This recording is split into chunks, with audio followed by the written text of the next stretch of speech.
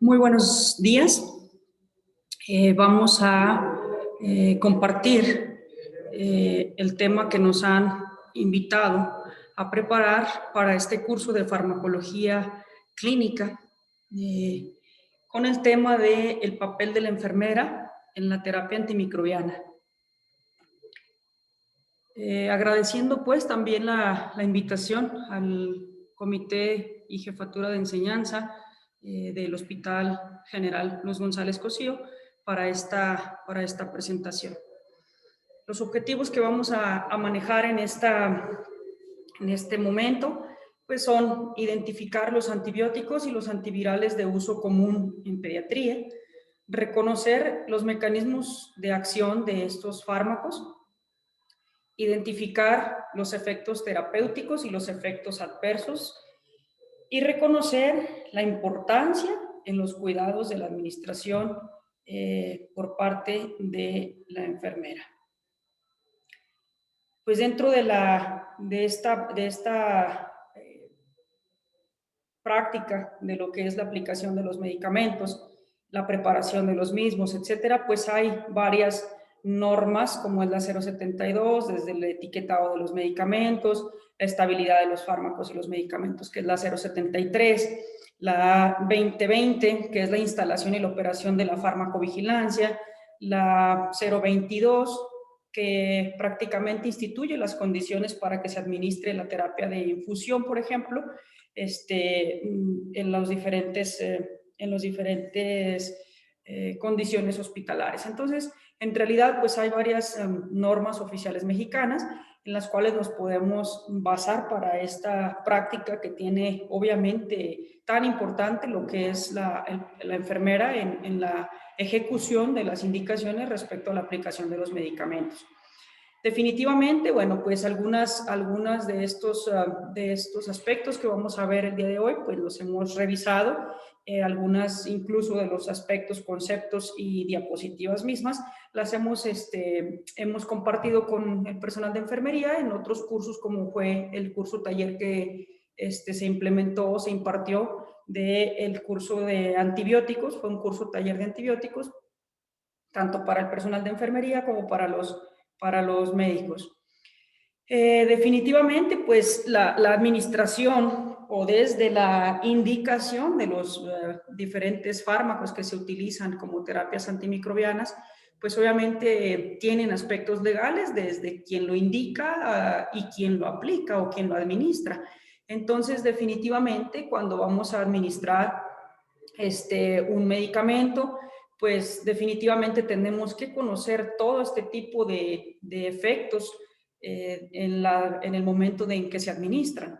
Si desde el efecto terapéutico, que obviamente si tenemos un niño con algún proceso infeccioso, definitivamente nosotros buscamos una efectividad en la evolución de su enfermedad y que sea un efecto terapéutico, pero debemos conocer también obviamente los efectos secundarios, los efectos adversos, obviamente la toxicidad, y que bueno, pareciera como que es en conjunto lo mismo, un efecto secundario, un efecto adverso y una toxicidad, o incluso el problema de la alergia a ese fármaco, más sin embargo son cosas o conceptos completamente diferentes. Y otra cosa importante es obviamente la interacción que tienen estos diferentes tipos de medicamentos al momento de la administración, o minutos o horas antes, quizás ya sea con alimentos, con otros medicamentos, con otras soluciones, etcétera. Entonces, reconocer también o debemos de saber las interacciones que tienen este determinado tipo de sustancia. Entonces, súper importante, tanto el que lo indica como el que lo administra, en este caso la enfermera, pues obviamente debemos de compartir los conocimientos acerca de todos los efectos que buscamos cuando nosotros administramos un fármaco. Y definitivamente, pues, como lo estamos mencionando, la situación pues no es que solo la enfermera tenga una implicación legal si algo sucede con el paciente. Definitivamente quien lo indica y quien lo aplica. Es decir, tenemos que trabajar de manera conjunta para dar mayor seguridad y eficacia a todo lo que estamos realizando y que definitivamente nosotros estamos buscando, sí, justamente un beneficio para nuestro paciente, pero puede tener todas esas cosas que mencionamos y definitivamente pues el trabajo en equipo vendrá a dar esa seguridad y también esa eficacia a los medicamentos que estamos administrando. Bien, iniciamos pues con el concepto que tiene estas diferentes prácticas. Por ejemplo, cuando nosotros hablamos de un antimicrobiano, estaremos hablando tanto del antibiótico como del antiviral o como del antimicótico. ¿Qué quiere decir entonces esto? Que un antimicrobiano es aquella molécula natural producida por un organismo, ya sea obviamente un organismo vivo, un hongo, una bacteria,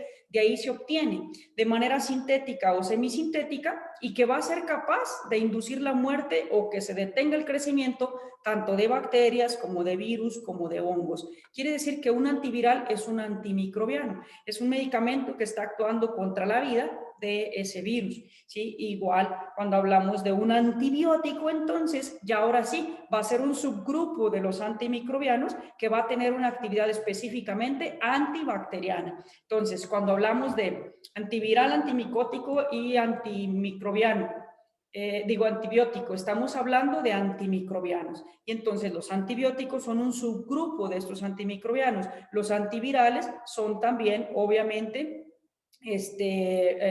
antimicrobianos. Entonces, el tema, obviamente, de la presentación es el papel de la enfermera en la administración de los antimicrobianos, obviamente de uso más común en pediatría, de manera obviamente hospitalaria. Entonces, pues vamos a hablar mucho más de antibióticos que de antivirales. En realidad, algún antiviral de uso común en nuestro hospital, pues va a ser quizás el aciclovir. Y de ahí, pues prácticamente la mayoría vamos a utilizar antibióticos. Bien, si estamos hablando de un antibiótico, pues tenemos que reconocer que obviamente ese antibiótico, ya lo mencionábamos, es un medicamento que va en contra de o va a atacar ya sea el crecimiento o va a matar a una bacteria. Entonces, pues obviamente el primer antibiótico fue descubierto justamente como de manera que él no lo buscaba, ¿verdad? Pero él observó, como dice aquí, accidentalmente, Fleming, ¿verdad? En 1928 observó en una placa de un cultivo que una bacteria no podría sobrevivir cuando estaba un hongo ahí. Y entonces, obviamente, a eso sabemos pues que la penicilina, pues obviamente fue el primer antibiótico que fue descubierto por Fleming, y entonces esa penicilina pues está de manera accidental, podríamos decirlo así, fue descubierta por Fleming. Y después, pues obviamente, ya en 1940, ¿verdad? La penicilina puede ser extraída y purificada por otros autores, como sería Florey y Chain.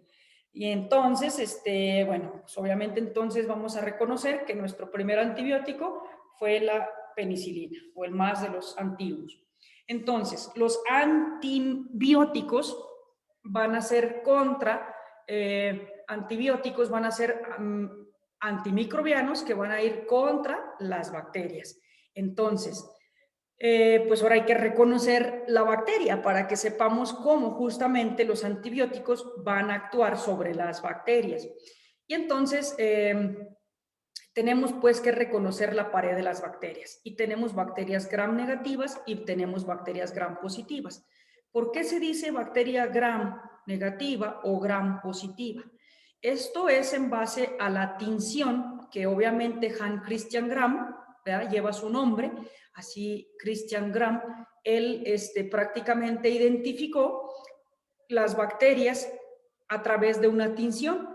Entonces, las que se teñían de moradito o azulito, pues obviamente eran las gram positivas, y las que se teñían como de rosita, pues obviamente eran gram negativas, y ahorita vamos a revisarlas. Pero aquí es súper importante, pues, esta es la pared de las bacterias gram negativas y esta es la pared de la bacteria gram positiva.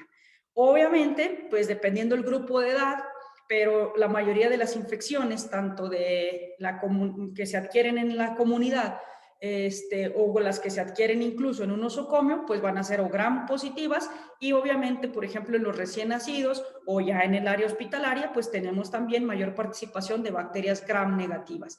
Entonces, ¿qué hay en la pared de la bacteria gram positiva?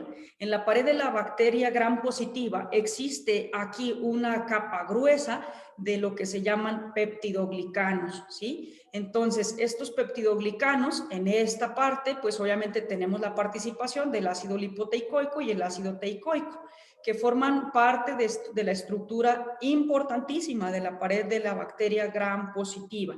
Y obviamente existe este espacio que se llama espacio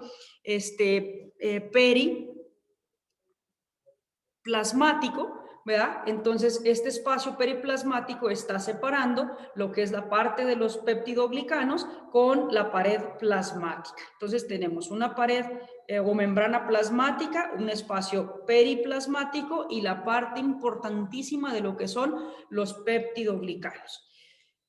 La parte de las bacterias gram negativas sí tiene una parte de peptidoglicanos que es mucho más pequeña que el espacio de los peptidoglicanos de la pared de las bacterias gram positivas. Y obviamente la parte externa o la membrana externa de las bacterias gram negativas, que es esta, su principal componente que está en esta parte van a ser los lipopolisacáridos. Entonces, en esta parte van a estar en la membrana externa los lipopolisacáridos. Y entonces, de la membrana externa y en la membrana plasmática tenemos el espacio en la bacteria gram negativa, tenemos este espacio que está principalmente por los peptidoglicanos. Y la otra parte de la membrana plasmática lo que contiene son fosfolípidos, ¿sí? Entonces, tenemos una pared plasmática formada por fosfolípidos, tenemos el espacio periplasmático compuesto por peptidoglicanos y tenemos la otra pared, la membrana externa, que está formada por lipopolisacáridos. Esta pared, entonces, si se fijan, los componentes están de manera dispuesta, de manera diferente, pero es lo que le da la membrana, pues la pared de la membrana de las bacterias gram negativas, y esto es la pared de las membranas de la bacteria gram positiva.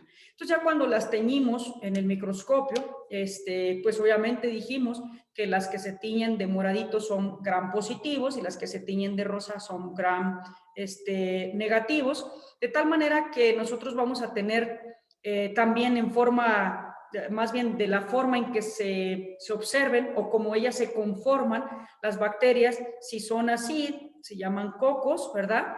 Porque tienen una forma cocoide, entonces son cocos gram positivos, ¿sí? Estos son cocos gram positivos en una microscopia electrónica, pero cuando los vemos en el microscopio, pues los vemos prácticamente así, ¿verdad?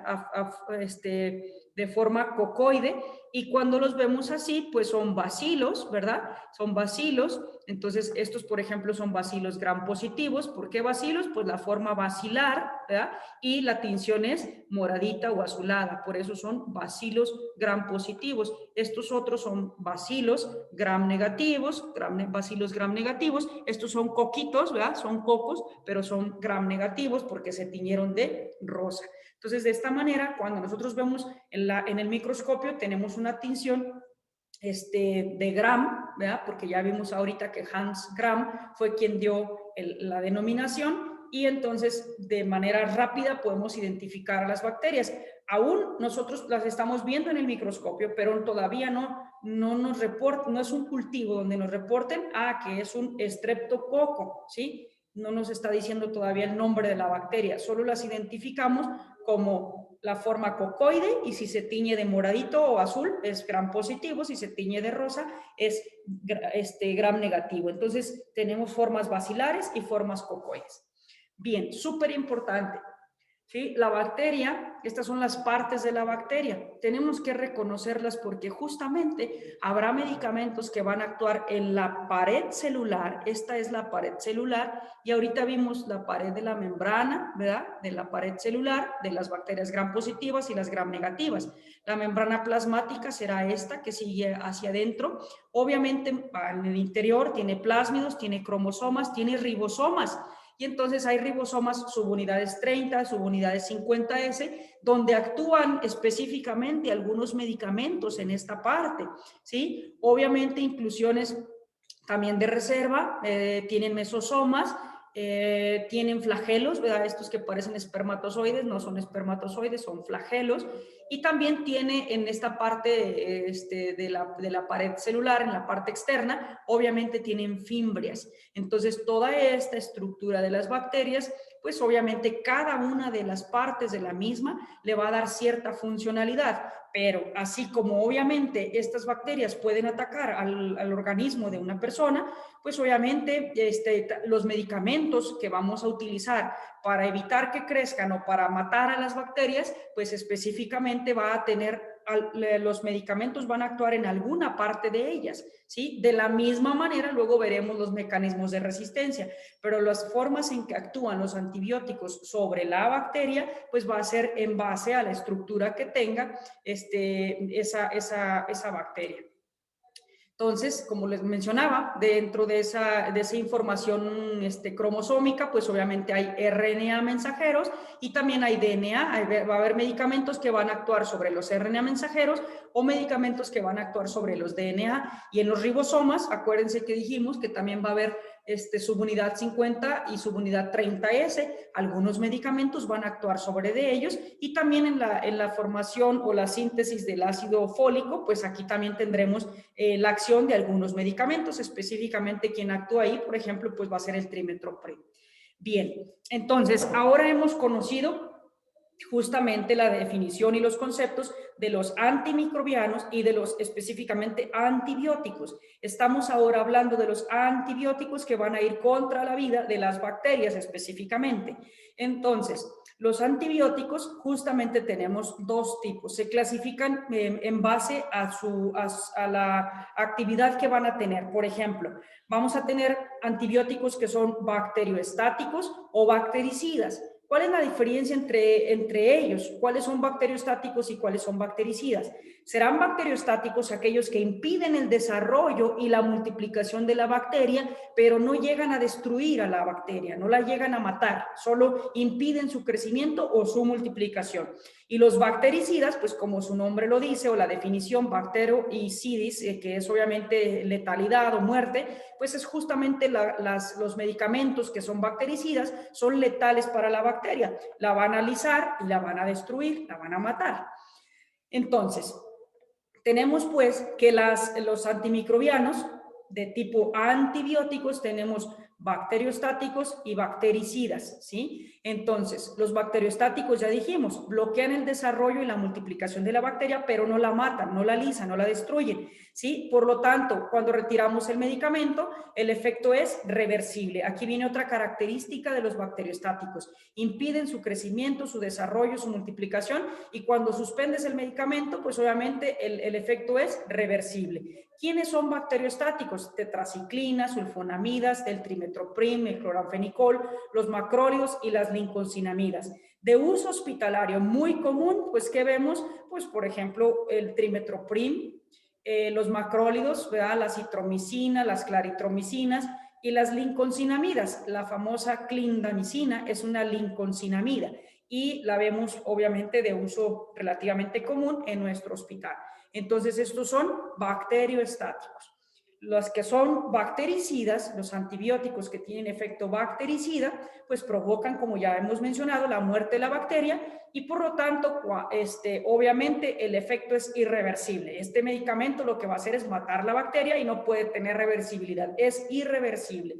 Y obviamente los medicamentos que más utilizamos en nuestro hospital, podemos decir que son antibióticos bactericidas, y obviamente los que más usamos son los betalactámicos, los aminoglucósidos, las nitrofurantoínas, polipéptidos, quinolonas, rifampicinas y vancomicinas. De los que más utilizamos de manera hospitalaria van a ser los betalactámicos, los aminoglucósidos y este glicopéptido que se llama vancomicina, ¿sale? Entonces son bactericidas, ¿sí? Bactericidas, su efecto es irreversible, provocan la muerte de la célula, de la bacteria, ¿sí? La lisan, la destruyen. Entonces esos son la mayoría vamos a ver que son betalactámicos. Dentro de esos betalactámicos pues tenemos obviamente las penicilinas, todas las penicilinas naturales como la penicilina G sódica cristalínica, tenemos obviamente las cefalosporinas, son betalactámicos, ¿sí? Entonces tienen efecto bactericida, tanto las cefalosporinas de todas las generaciones, primera, segunda, tercera y cuarta generación,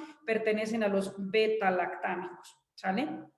De hecho, la vancomicina, los aminoglucósidos también son betalactámicos. Tienen un efecto bactericida, ocasionan la destrucción de la bacteria, la lisa, la mata. Entonces, acuérdense, miren, por ejemplo, vimos que obviamente esta era la célula, ¿verdad? Esta era la célula, la estructura de la bacteria, pues. Y entonces dijimos que había medicamentos que van a actuar, por ejemplo, los betalactámicos. ¿Los betalactámicos qué hacen? Dijimos penicilinas, cefalosporinas, los carbapenémicos, el meropenem, el imipenem son carbapenémicos, ¿sí? La piperacilina monobactam, estos medicamentos son betalactámicos y todos ellos actúan en la síntesis de la pared celular, ¿sí? Entonces, en la síntesis de la pared celular. Obviamente tenemos, por ejemplo, otro que actúa aquí a nivel de la membrana y la pared celular, pues obviamente es la vancomicina, que dijimos que son betalactámicos. Otros actúan en la síntesis de ácidos nucleicos. ¿Cómo son? Aquí tenemos prácticamente dentro de la estructura, ¿verdad?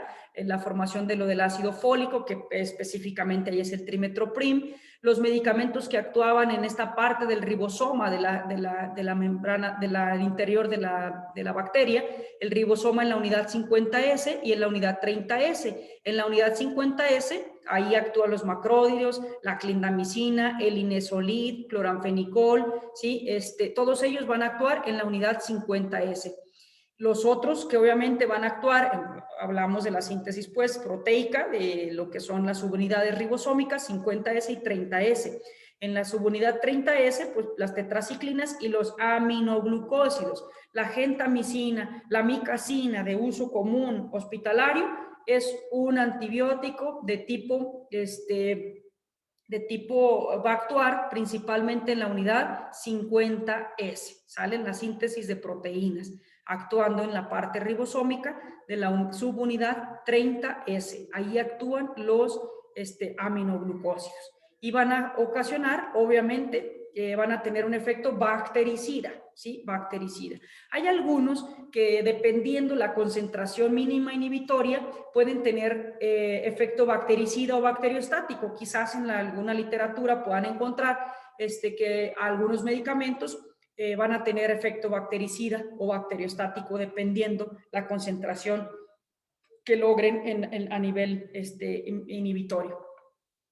Las otros que actúan en la DNA girasa o en el RNA girasa, en la parte cromosómica de la bacteria, pues por ejemplo las DNA girasa son las quinolonas y la rifampicina es el RNA polimerasa. Entonces, esto es un esquema de cómo tienen esos mecanismos de acción los diferentes tipos de antibióticos. Pasamos un enlace donde ustedes van a observar o van a ver un video muy sencillo en donde esquemático del uso o del mecanismo de acción de los diferentes tipos de antibióticos. Y bueno, pues aquí está el prototipo, ¿verdad? Hablamos de que los medicamentos, los que más vamos a tener de utilidad en el hospital, pues van a ser los betalactámicos. Estos betalactámicos, dijimos, ahí pertenecen las penicilinas, pertenecen las cefalosporinas, pertenece la vancomicina, los glicopéptidos, todos ellos van a actuar aquí, de pertenecer a los betalactámicos. Entonces, el mecanismo de acción principalmente es a través de la unión de la penicilina con una enzima, ¿sí? Que es a través de las proteínas de la membrana, ¿sí? De las PBPs el mecanismo de resistencia, pero el mecanismo de acción va a ser de la unión de la penicilina con una enzima. Y vean, la parte importante que tenían las bacterias gram, principalmente las gram positivas, dijimos que había ahí peptidoglicano. Es un polímero en el cual obviamente es vital para la bacteria, y ahí es donde va a actuar esa penicilina. Y obviamente ya aquí vemos cómo está unida la penicilina a esta enzima, ¿verdad? Y acá lo vemos, penicilina enzima, ya está el complejo aquí, penicilina enzima, y obviamente lo que van a generar es inhibición de la síntesis de la pared celular, y lo que ocasiona es la lisis o la destrucción de la bacteria. ¿Sí? Entonces es un bactericida, los diferentes tipos de las penicilinas o beta-lactámicos. Bueno, así como vemos mecanismos de acción, pues la bacteria se encarga de generar mecanismos de resistencia. Importantemente, están descritos todos y cada uno de ellos: el famoso flujo de antibióticos, la impermeabilidad del antibiótico, inactivan las enzimas, protegen o modifican el blanco en el cual van a actuar, ¿sí? Se encargan de modificarlo, buscan vías alternas o forman una capa que se llama biofilm. Entonces, estos mecanismos esquemáticamente, pues lo tenemos aquí. El famoso euflujo de antibióticos, por ejemplo, pues es la famosa, entre el antibiótico y la célula, la bacteria se encarga de estar euflugiando o eliminando de manera activa al antibiótico hacia el exterior. La otra es, pues, que disminuye la capacidad de penetrancia, ¿sí?, del antibiótico. Nosotros damos un medicamento, pero hay una disminución en la penetración y por lo tanto, pues no entra y se elimina. Y la otra es la modificación de las enzimas. Ahorita vimos cómo prácticamente había una unión enzimática para poder generar la lisis. Pues resulta que la bacteria tiene un mecanismo de resistencia que se llama modificación enzimática. Prácticamente hace un cambio en la enzima para que no se una y no pueda matar a la bacteria. Obviamente, otros son las hiperproducción de dianas, ¿sí? La bacteria produce más dianas y ahí se pega el antibiótico y evita que la destruyan a la bacteria. La otra es busca nuevas rutas metabólicas. ¿Para qué? Pues para evitar que la lisen, que la destruyan. Y la otra es modificando los dianas. Una es produzco muchas dianas, la otra modifico las dianas en la cual va a actuar el antibiótico, o busco redes o rutas alternas metabólicas. Y aquí están ya específicamente los grupos de los medicamentos, cómo producen sus mecanismos de resistencia. Por ejemplo, los beta-lactámicos, que fueron las penicilinas, las cefalosporinas y ese grupo importante de los que dijimos, lo que hacen es alterar la proteína fijadora. Entonces, las famosas PBPs son el mecanismo de resistencia de los beta-lactámicos. Las quinolonas, ¿qué hacen las quinolonas? Pues prácticamente lo que hacen es modificación de su DNA girasa, que era donde actuaban las quinolonas. Lo único que hacen es modificar su DNA, ¿sí? Modifican el DNA girasa y prácticamente no vamos a tener acción sobre esa bacteria. Las que modifican la enzima, ¿sí? Modificación enzimática blanco, el clotrimazol, ¿sí? El clotrimazol principalmente. Modificación de la membrana externa de la bacteria, ¿sí? ¿Quién lo hace? Las quinolonas y la vancomicina. Modificación de la membrana interna, aquí está la membrana interna, los aminoglucósidos, ¿sí? Inhibición enzimática, los mismos beta-lactámicos, los aminoglucósidos, cloranfenicol, este macrólido que es la eritromicina, lo que hace es una inhibición enzimática. Modificación del RNA polimerasa, la rifampicina. ¿Sí? Los macrónidos, la clindamicina, que es la lincocinamida, las tetraciclinas, los mismos aminoglucósidos, pues tienen obviamente una modificación del blanco ribosomal. Le cambio el blanco y prácticamente llega el antibiótico y no podrá lisar a la bacteria. Y las otras es euflujo activo, de lo que mencionábamos, entra el antibiótico, pero hay un mecanismo por el cual la bacteria se encarga de sacarlo rápidamente para que no la destruyan. Ese euflujo activo de antibiótico, pues prácticamente lo hacen las tetraciclinas y las quinolonas. Entonces, por ejemplo, aminoglucósido, vemos cómo obviamente tienen diferentes mecanismos de resistencia bacteriana. Entonces, la bacteria se va a encargar, pues, de generar tenemos cómo actúa el medicamento sobre la bacteria, pero también tenemos que esa bacteria es capaz, es un microorganismo vivo que tiene gran inteligencia celular, por así decirlo, enzimática, de tal manera que puede modificar todos estos mecanismos de resistencia y que obviamente son para evitar que la destruyan o que eviten su multiplicación. ¿Sí? Entonces, obviamente, estos son los mecanismos de acción y mecanismos de resistencia de las bacterias. ¿Y por qué tenemos que ver esto? Pues porque justamente los mecanismos de resistencia bacterianas, los diferentes tipos de mecanismos, están en base quizás a las dosis inadecuadas, a los tiempos inadecuados, y va desde que el médico quizás indica periodos inadecuados de antibióticos, dosis inadecuada de antibióticos, pero también viene lo del papel de la enfermera, que tiene que reconocer las interacciones que tiene, cómo debe administrar ese antibiótico, que no puede poner al mismo tiempo si tiene el paciente tiene un bactericida y un bacteriostático,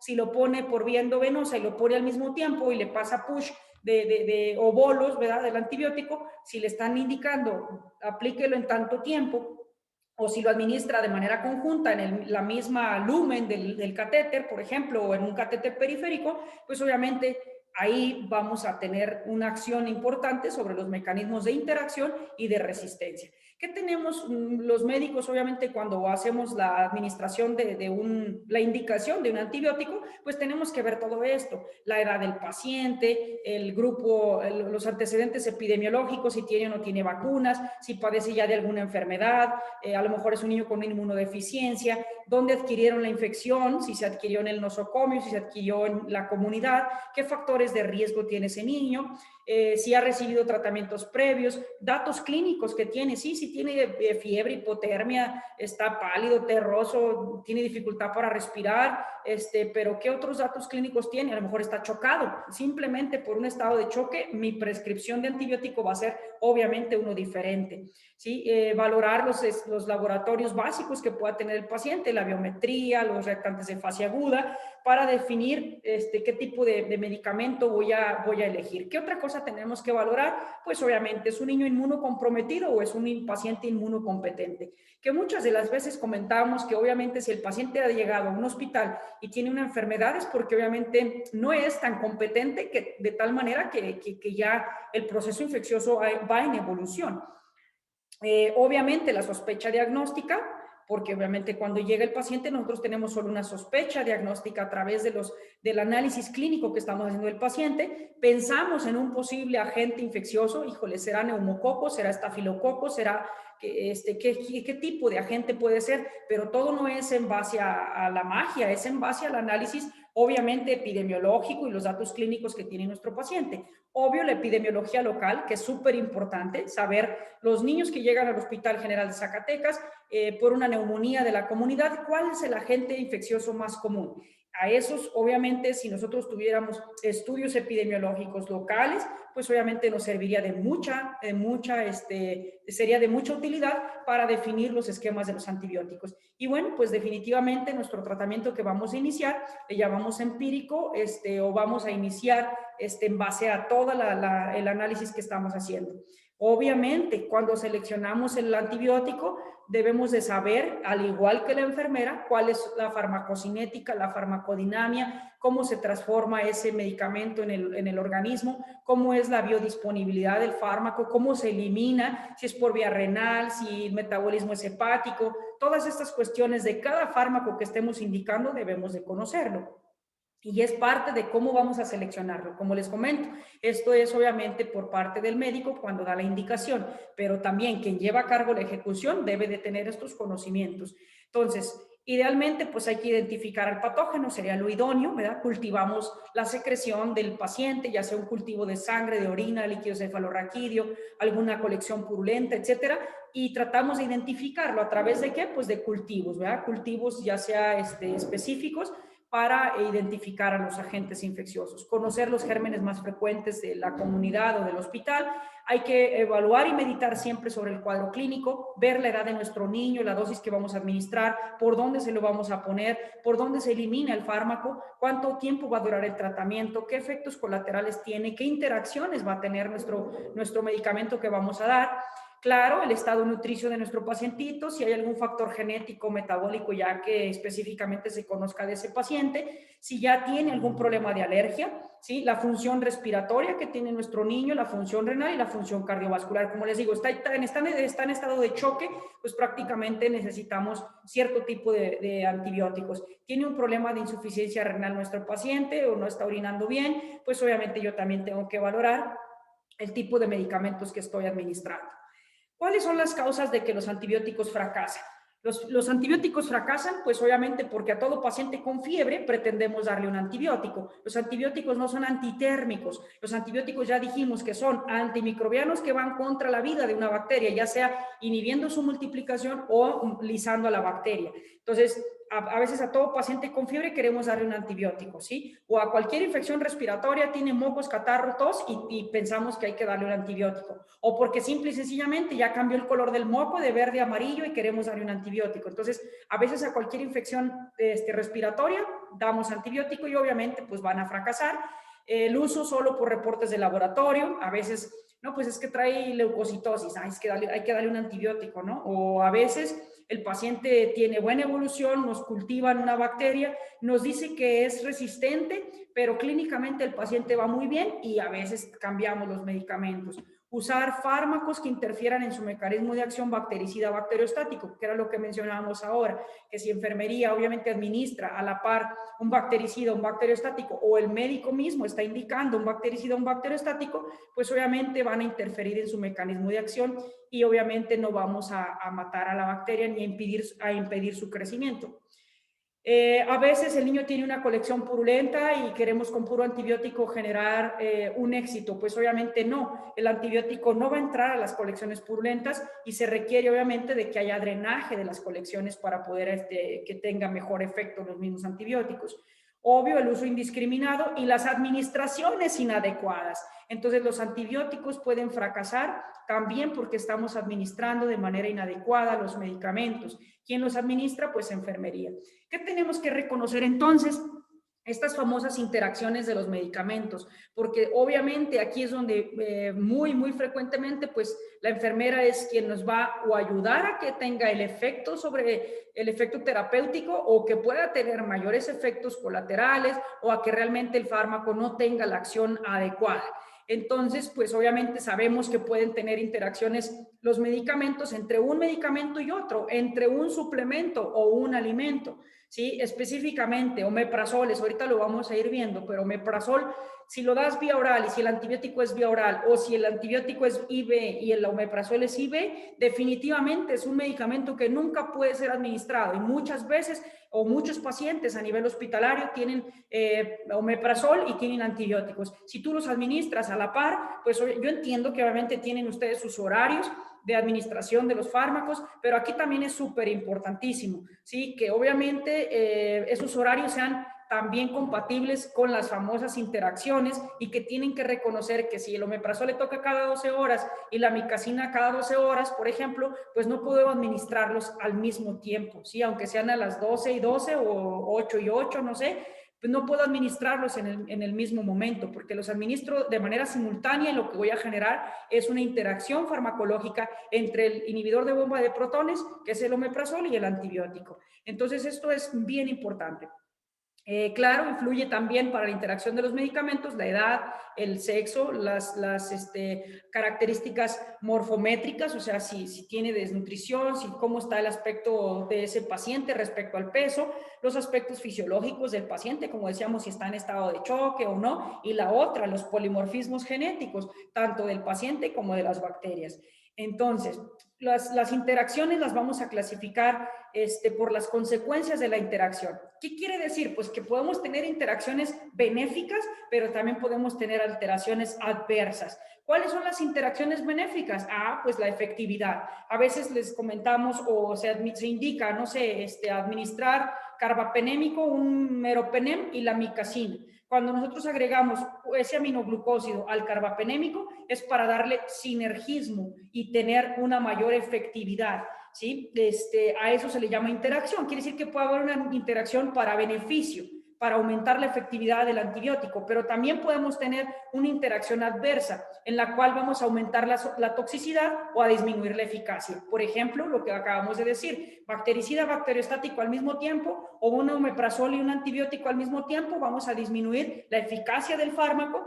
Y, por ejemplo, una interacción adversa, a lo mejor le estoy poniendo, no sé, la misma furosemide, que es un diurético, pero que tiene efecto de nefrotoxicidad, y yo lo pongo con una micacina. La micacina de por sí es nefrotóxica y obviamente la administro junto con un furosemide. Yo voy a hacer que ese medicamento, el furosemide, interactúe con el aminoglucósido y los dos van a potencializar mayor toxicidad. ¿Para quién? Para el riñón. Entonces, las interacciones de los medicamentos pueden ser beneficiosas o pueden ser adversas. Las adversas, principalmente, aumentamos toxicidad y disminuimos eficacia. Y en esto, como les menciono, tiene muchísimo que ver la acción de la enfermera en esta administración de los medicamentos, en la ejecución de la indicación.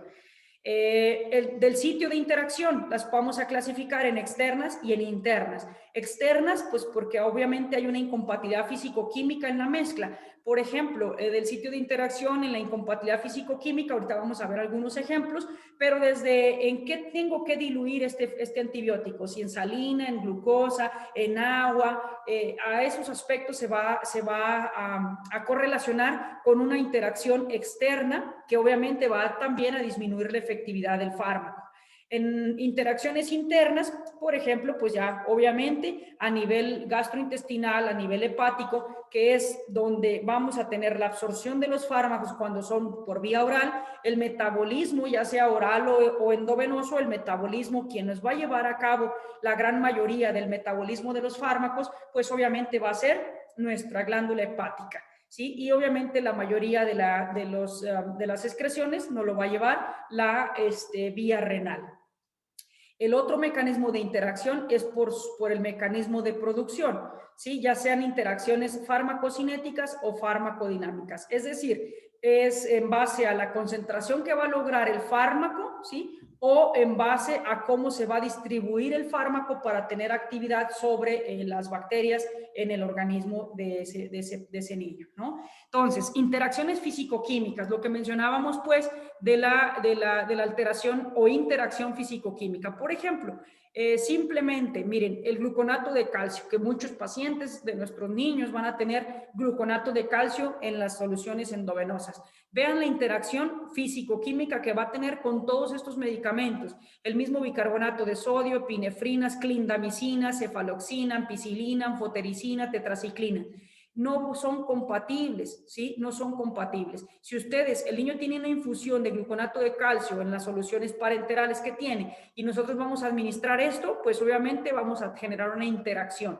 ¿Qué quiere decir? Pues que si lo voy a administrar por la misma vía, tengo que parar las soluciones, administrar mi medicamento, enjuagar y luego volver a dejar la infusión de los medicamentos, de la solución parenteral. Pero no puedo estar poniendo la solución parenteral con el gluconato de calcio que está pasando la solución, no sé, 10 mililitros por hora que lleva calcio, y en ese mismo voy a estar sin suspenderlas, sin pausarla, yo estoy pasando cualquiera de estos medicamentos, son incompatibles y va a generar interacciones. Y esas interacciones ya vimos cómo van a generar o mayor toxicidad o menor eficacia del antibiótico. La clindamicina y la banco, que decíamos que eran medicamentos que frecuentemente utilizábamos en el área hospitalaria, pues son incompatibles con la aminofilina, la ampicilina y el mismo gluconato de calcio que hemos visto acá. La vancomicina es incompatible con heparina, con pentobarbital o fenobarbital, bicarbonato de sodio y la misma aminofilina. Entonces, súper importante que tengamos siempre en mente las interacciones físico-químicas, ¿sí? Las interacciones farmacodinámicas. Vean, por ejemplo, la combinación de los medicamentos, por ejemplo, un betalactámico, no sé, penicilina, o una cefalosporina, cefotaxima, ceftriaxona, cualquiera de ellos son betalactámicos. Los vamos a combinar con un aminoglucósido. Si los combino con un aminoglucósido, ya sea con la micacina o la gentamicina, la interacción va a ser o un sinergismo o un antagonismo. ¿Qué quiere decir? Pues que, por ejemplo, puede ser que yo le ponga, como mencionábamos, ¿no? Un carbapenémico, un imipenem, y le pongo imipenem a micacina. Voy a dar sinergismo, voy a darle como poder del aminoglucósido al carbapenémico para que eliminen más fácilmente a la bacteria. O lo contrario, pongo amicacina cefotaxima. Estoy dando un medicamento que es un bactericida con un bacteriostático y puedo hacer que haya antagonismo y prácticamente la bacteria se burla de nosotros y los antibióticos están actuando de manera antagónica y la bacteria sigue atacando al niño. Entonces, esto es importante, ¿sí? Las interacciones farmacodinámicas. Por ejemplo, la amoxicilina. Cuando la combinamos con ácido clavulámico, pues obviamente potencializamos la acción para cierto tipo de bacterias. No quiere decir que a todos los niños tengan que recibir amoxi con ácido clavulámico. Por eso hay amoxisola y por eso hay amoxi con ácido clavulámico. Por ejemplo, la ampicilina igual, la combinamos con sulbactam, pues potencializamos,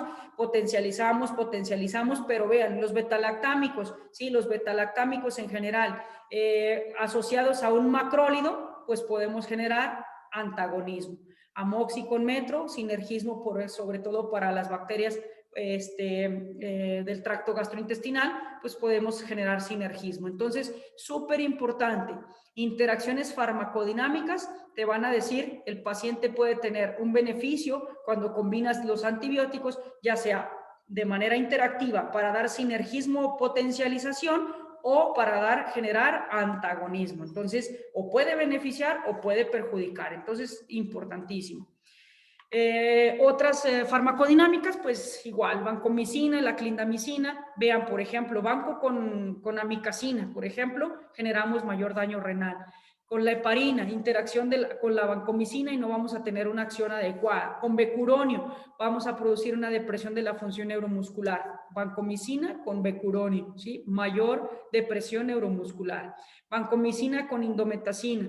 Disminuimos la excreción de la vancomicina y podemos generar mayor efecto tóxico de la vancomicina.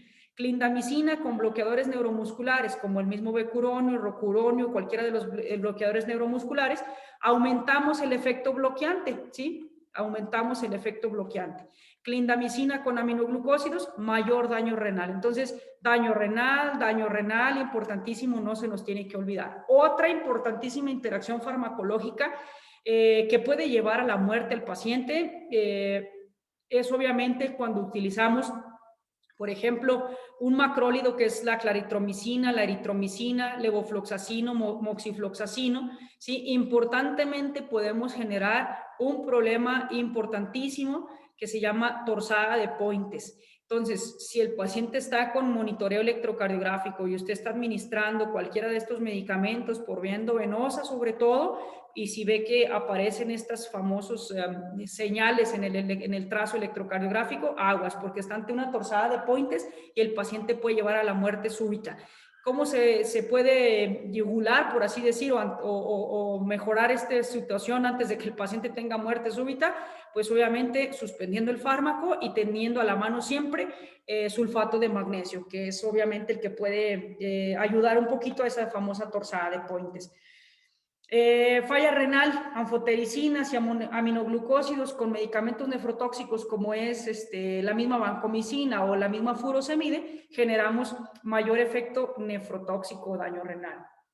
Entonces, las interacciones farmacocinéticas, desde el medicamento, que es vía oral, en qué se disuelve, el pH gastrointestinal, la absorción, algunas sustancias que usan que pueden ser quelantes, por ejemplo, que utilizan frecuentemente cuando los medicamentos son orales. Esto obviamente, pues no es común que tengamos pacientes con antibióticos en el hospital por vía oral, porque por algo están aquí, ¿no? Pero bueno, pudiera ser que se dieran los casos de que están con medicamentos orales o en casa, tienen tratamiento ambulatorio por antimicrobianos o antibióticos, y obviamente esto tenemos que valorar. Sobre todo, pues entonces, el uso de, por ejemplo, gel de aluminio y magnesio, uso de inhibidor de bomba de protones. ¿Por qué? Porque eso obviamente nunca deben de estar administrados de manera simultánea. Eso de que tómate el omeprazol para que no te dé gastritis con el antibiótico, pues la verdad es un problema y grave. ¿Por qué? Porque obviamente vamos a tener una disminución de la efectividad de ese fármaco, ¿verdad? Velocidad y cantidad absorbida, por ejemplo, que es obviamente una interacción de tipo farmacocinética. El medicamento, por ejemplo, pues aquí está, furazolidona, que no es de uso muy común, o la misma amoxicilina, ¿verdad? Que esta sí podemos tener, sobre todo son medicamentos que quizás sean vía oral, o linezolid, que puede ser incluso también oral, o los antivirales como la acidobudina, que obviamente estas sustancias pueden generar un problema. Vean, el omeprazol, el bismuto, el petobismol, o alimentos con grasa, el uso de ranitidina, caulinpectina, ¿verdad? Alimentos o etanol, alimento, vean, si lo consumimos junto con los alimentos o lo consumimos, cualquiera de estos antibióticos, los consumimos con omeprazol, bismuto, gel de aluminio y magnesio, ranitidina, caulinpectina, pues vean, la mayoría lo que vamos a tener es disminución de la absorción, disminución de las concentraciones mínimas, máximas, y disminución en la absorción, hasta en un 40%, 41%, 34% disminuimos la absorción cuando lo damos mezclado con estos medicamentos o con estos alimentos. Así que obviamente pues no es conveniente utilizar los medicamentos que son orales junto con omeprazoles, bismutos, caulinpectinas, ranitidines, omeprazoles, etc. Alteraciones con el pH, principalmente, por ejemplo, pues vemos otra vez la interacción de algunos medicamentos como son los itraconazoles, los ketoconazoles son antimicóticos, que no es el caso, pero por ejemplo el trimetoprim, la claritromicina, los macrólidos, que obviamente pues ahora que hemos tenido problemas atípicos, inclusive con el COVID, pues obviamente hemos utilizado o se han estado utilizando los macrólidos de manera muy común, pero también si los utilizamos con los inhibidores de bomba de protones, pues ven que tenemos obviamente problemas en la efectividad de estos fármacos. Entonces es súper importante esta situación de la farmacocinética y la farmacodinamia. Entonces, por ejemplo, acá la gatifloxacina, levofloxacina, que son obviamente de las quinolonas, ¿verdad? El uso del carbonato de calcio, el uso de multivitamínicos, cuando los tenemos obviamente el MBI en la solución endovenosa, vean cómo disminuye la biodisponibilidad hasta en un 80% el uso de multivitamínicos con la gatifloxacina. Entonces, esto es muy importante, que tengamos en cuenta para cuando estén ustedes administrando estos medicamentos.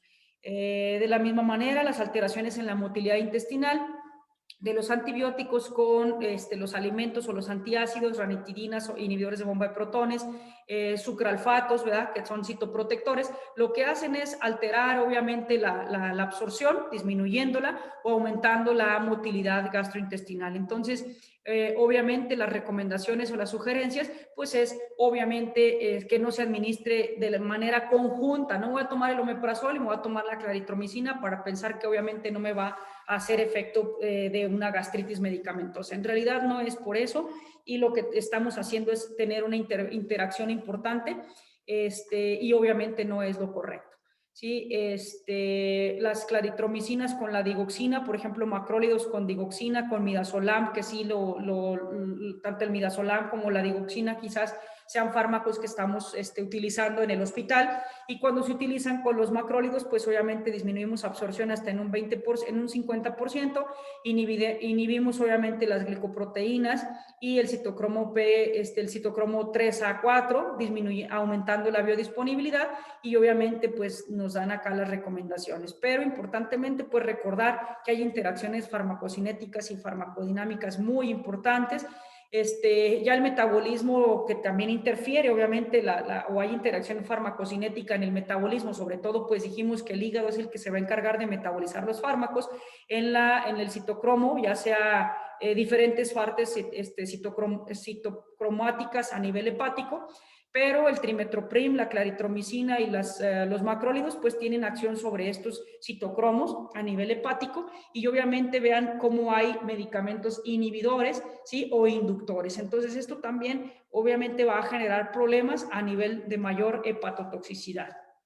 Esto también es algo importante, y bueno, ahora muchos de nuestros pacientes pediátricos, que ya no son tan chiquitos, pero quizás adolescentes, tenemos niños tomando estos medicamentos como es la sertralina, la paroxetina, la fluoxetina, que son tratamientos psiquiátricos y que, bueno, algunos de nuestros pacientes pediátricos, como lo menciono, pues pueden estarlo tomando. Si nosotros damos sobre todo el Inesolid y el niño está tomando alguno de estos fármacos serotoninérgicos, el niño va a empezar a tener agitación, mayor actividad neuromuscular, va a tener fiebre, va a caer en hipotensión y pues puede llevar obviamente a la muerte del paciente. ¿Qué tenemos que hacer? Pues obviamente no asociar nunca el Inesolid con ninguno de estos fármacos. Y pues si los tenemos que utilizar, pues hay que suspender durante ciertas semanas esos medicamentos serotoninérgicos y poder luego utilizarlo. Pero bueno, sabemos que hay alternativas y bueno, pues obviamente esto lo tiene que saber el médico definitivamente, como lo estoy mencionando, porque cuando lo indique, la responsabilidad legal es del médico a la indicación, pero también la responsabilidad legal y médica y digo humana y del sector de salud, en la atención del paciente, pues también ahí tiene que ver, obviamente, la enfermería. La otra interacción son las interacciones con los polienos. Aquí viene, por ejemplo, los medicamentos que te van a dar mayor nefrotoxicidad y vean, pues la mayoría de ellos nos van a dar nefrotoxicidad. Y otro efecto de interacción que tienen los fármacos es acerca de los electrolitos, principalmente el potasio. Si el potasio se puede depletar con uso de digitálicos, con uso de ciertos fármacos como serían los mismos esteroides, laxantes, insulina, relajantes musculares, la anfotericina, todos esos medicamentos nos pueden generar una hipocalemia severa y esas hipocalemias severas pues pueden llevar a la muerte al niño. O sea, nosotros quizás estamos indicando un antibiótico porque llega el paciente grave con una infección, pero resulta que al momento de estarlos indicando o administrando, si no tenemos en cuenta estas interacciones con los polienos, pues obviamente podemos generar un problema muy grave con el paciente. ¿Cómo podemos minimizar esas interacciones farmacológicas? Obvio, conocer todos los fármacos que está tomando su paciente, por eso obviamente le estamos, o ustedes en las hojas de indicaciones o en las hojas de enfermería, pues obviamente siempre debemos de checar esto, tanto el médico como la enfermera. Vea, otra cosa importante, las hierbas medicinales o algún suplemento nutritivo, sobre todo algunas vitaminas, para el momento en que pueda tener alguna interacción estas sustancias con nuestro antibiótico. Claro, debemos conocer los hábitos dietéticos del paciente, vamos a prescribir el menor número de fármacos a la dosis más baja durante periodos más cortos y en márgenes con un margen de error pues, más amplio, ¿no? Entonces, obviamente esto es importante para tratar de minimizar esas interacciones farmacológicas. ¿Sí? Considerar el conjunto de efectos de todos los fármacos que estamos administrando, tanto los deseables como los indeseables. O sea, yo estoy administrando esto, se supone para un beneficio, pero también puedo tener todos estos efectos adversos. Y pues obviamente, al momento de la administración de estos medicamentos, como ya vimos, hay varias interacciones entre ellos y tenemos que conocer esa farmacocinética, farmacodinamia, tenemos que conocer los efectos que vamos a buscar en nuestros pacientes, terapéuticos o tóxicos y demás. Pero definitivamente quien lleva a cabo la administración pues es obviamente enfermería y bueno, pues sabemos que lo primero que tenemos que hacer previo a la administración es pues lavarnos las manos, tener la limpieza, desinfección y esterilización y obviamente métodos abiertos de colocación de guantes para la administración de ellos. Entonces, por ejemplo, vamos a ver la micacina. La micacina, vean, nosotros dijimos, buscamos un efecto terapéutico, pues que obviamente actúe contra algunas bacterias, por ejemplo, gram negativas, ¿no? Buscamos un efecto terapéutico. Podemos utilizarlo para profilaxis o podemos utilizarlo para sinergia, como lo he venido comentando, con otro medicamento para que le dé sinergismo, hacerlo más fuerte, tal vez pudiéramos entenderlo de esa manera. Efectos secundarios que puede tener la micacina, náuseas y vómito, efectos adversos, bloqueadores neuromusculares, ¿verdad? Son medicamentos que si lo utilizamos como lo vimos ahora, un becuronio, un rocuronio, pues puede aumentar ese bloqueo neuromuscular. Un efecto tóxico, pues es al oído, al riñón, ¿verdad? Y que obviamente estos efectos, tanto del riñón como del oído, que puede dejar sordo al niño, puede dejar con falla renal al niño, se ven potencializados con el uso de diuréticos, principalmente furosemide. O sea, la furosemide te va a dar mayor toxicidad al riñón cuando la utilizas con este medicamento que se llama amicacina, que es un aminoglucósido. Problemas alérgicos, pues sí, nos puede dar desde una alergia mucocutánea hasta un problema muy grave de una anafilaxia o un choque. Si el paciente es alérgico a ella, pues nos puede dar una anafilaxia o un choque anafiláctico. Y las interacciones que tiene nuestro medicamento, pues, por ejemplo, con los inhibidores de bomba de protones, los betalactámicos y los diuréticos. Se fijan entonces cómo al momento de administrar o de indicar un medicamento de tipo antibiótico, pues tenemos que conocer todas estas cosas: efecto terapéutico, efecto secundario, efecto adverso, efecto tóxico, efecto alérgico y la interacción de ese fármaco. Bueno, obviamente, pues están los famosos 10 y el 11º correcto, que ustedes obviamente como personal de enfermería definitivamente pues conoce mucho más que yo, ¿no? El primer correcto, pues que sea tu paciente el que le vas a administrar lo que está indicado para él, ¿verdad? Que sea el fármaco que es el correcto, obviamente, la dosis, la vía, el momento, la hora correcta que le corresponde a ese paciente. El sexto, pues la reconstitución y dilución, ¿sí? Frecuentemente yo veo que en estos primeros 5 correctos, como ahora sí que es algo que sí estamos frecuentemente más al pendiente de estos primeros 5 correctos, pero no se nos olvide el resto, ¿no? La reconstitución y dilución de ese fármaco, que bueno, pues en algunos hospitales que tenemos clínica o departamento de preparación y dilución, pues obviamente esto está genial, pero pues cuando le toque a la persona estar ahí, pues también tiene que saber esa reconstitución y dilución, que también vamos a pasar un enlace para recomendaciones en una tabla de con qué se tiene que reconstituir, con qué se tiene que diluir, de cada uno de los medicamentos que se usan más comúnmente en pediatría. Espero se lo suban ahí a su curso y lo tengan para que naveguen en esa tablita y lo valoren y en algún momento les sea de utilidad. Hay que darle información al paciente, ya sea, bueno, al paciente o a la mamá del paciente o al acompañante que esté en ese momento del bebé en este caso.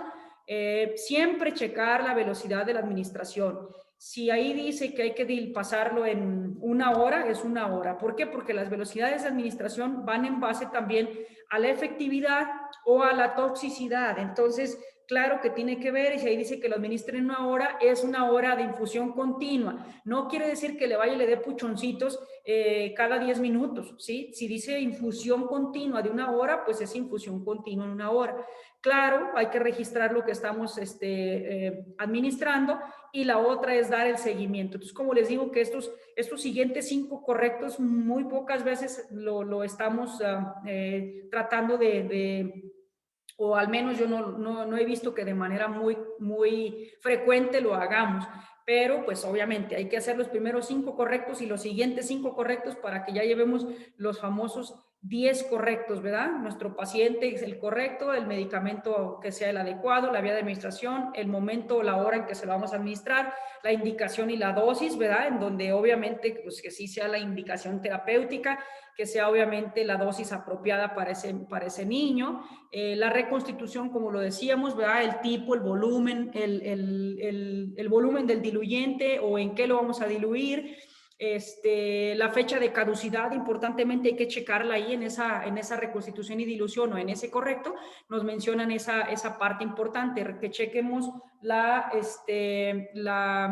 fecha de caducidad, la conservación, la estabilidad, y viene en esa tablita que vamos a compartirles.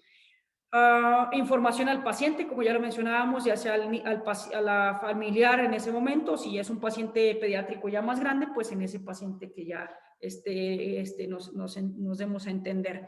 La velocidad de la administración, otra vez, la velocidad, la infusión, el goteo, el tiempo, nada de puchoncitos, eso es súper importante, registrarlo. Y a veces yo me he encontrado con que sí está registrado, pero no está circulado, y de repente tenemos que andarle marcando a la enfermera que estuvo en el turno anterior porque no está circulado, no sabemos si sí lo puso o no lo puso. Entonces, claro que es un correcto muy correcto y que es necesario que lo lleven a cabo, ¿no? Y la otra es el seguimiento de la respuesta al medicamento. ¿Sí? Checar siempre estas situaciones nos van a llevar a que estemos vigilando que el paciente no tenga alguno de los efectos, ya sea adversos o algún efecto tóxico, checando sus signos vitales y vigilando los posibles efectos. Y bueno, hemos agregado el 11º correcto, ¿verdad? Que esto es importantísimo, tanto el que está administrando como el que está preparando, ¿sí? De repente cierran la puerta ahí en la sala de diluciones, pero hay que cerrarla con llave bueno, hay ciertas cosas por qué no cerrarla con llave, pero al menos hay que tener más bien nosotros el precepto, ¿no? De no molestar a quien lo esté preparando, ya sea en la dilución, ni tampoco cuando lo están administrando. Entonces, no hay que interrumpir a esa persona porque obviamente puede llevar a un error el hecho de que nosotros lo estemos molestando. Y bueno, digo que no cerrar la puerta o sí cerrar la puerta, ¿verdad? Con llave, porque quizás le suceda algo allá adentro y si después queremos entrar a ver qué pasó cuando no ha salido porque debería de haber salido ya y a lo mejor la puerta está cerrada y algo grave le está pasando a esa persona, pues, o sea, no debería de ser necesario tenerlo que cerrar con llave, pero a veces llegamos y no tocamos y siempre abrimos la puerta y es algo que obviamente quizás en ese momento pueda interrumpir a la persona que lo está diluyendo. Entonces, definitivamente, enfermería tiene mucho que ver, o la gran parte importante en lo que es tanto la preparación, la dilución y la administración de los medicamentos para que tengamos, obviamente, la efectividad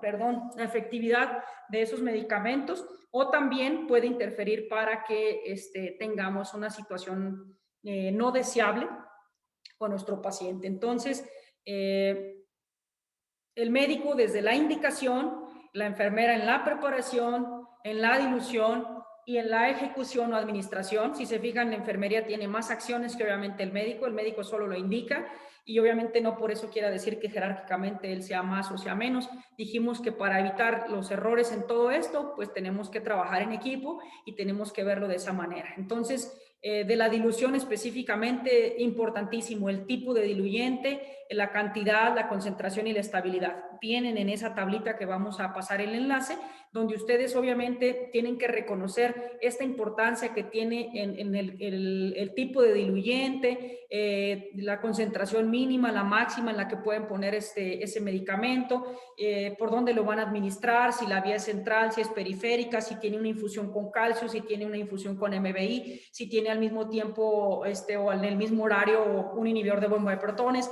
Tienen que tener mucha concentración al momento que van a realizar esta situación, ¿no? Igual acá en la estabilidad del fármaco, a lo mejor es estable el medio ambiente, a lo mejor hay que refrigerarlo, a lo mejor hay que protegerlo de la luz, entonces eso es importantísimo. Entonces, la conservación adecuada de los medicamentos es un requisito indispensable, importante para que mantenga la propiedad físico-química y farmacológica.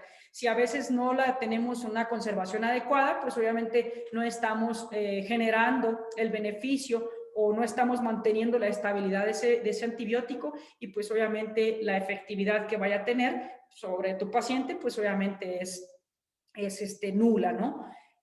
A veces pensamos, no, pues no le va a hacer algún efecto adverso si no estaba a lo mejor conservada su propiedad físico-química, pero muy probablemente no le va a pasar un efecto adverso, más bien no va a tener la efectividad de ese fármaco, ¿sale? Entonces es súper importante. Entonces lo que hablábamos de ya el momento de que lo administramos, ¿verdad? Sobre todo cuando son por vía endovenosa, pues definitivamente, si son infusiones continuas, permanentes, eso de los famosos push directos que se pasan en los pacientes, la verdad es que tienen más problemas que beneficios. Si la administración va a ser de manera manual o si va a ser con bombas inteligentes de infusión, que obviamente ya existen, ¿verdad? Y que debemos de hacer uso de, obviamente, la tecnología. Y la otra es si es una vía central o si es periférica. Obviamente, cuando es IV directa, ojo, tanto en infusión o directa, tenemos que tener, ya dijimos, importantísimamente preguntarnos si recibe uno o más medicamentos. A lo mejor te dan tus 3 jeringas y te dice, sí, aquí está la piperatazo y aquí está la amicacina y el omeprazol. Tú te llevas las 3 jeringas y si los administras al mismo tiempo, problema. ¿Por qué? Porque ya dijimos que vamos a generar o mayor toxicidad o menor efectividad del medicamento. Entonces, obviamente, eso tenemos que tenerlo muy en cuenta. Si recibe uno más fármacos y en el horario, pues definitivamente ver esa compatibilidad, la cantidad del medicamento y la cantidad también del lavado, del enjuague que puedo pasarle a ese paciente para poderlo enjuagar esa vía, ¿no?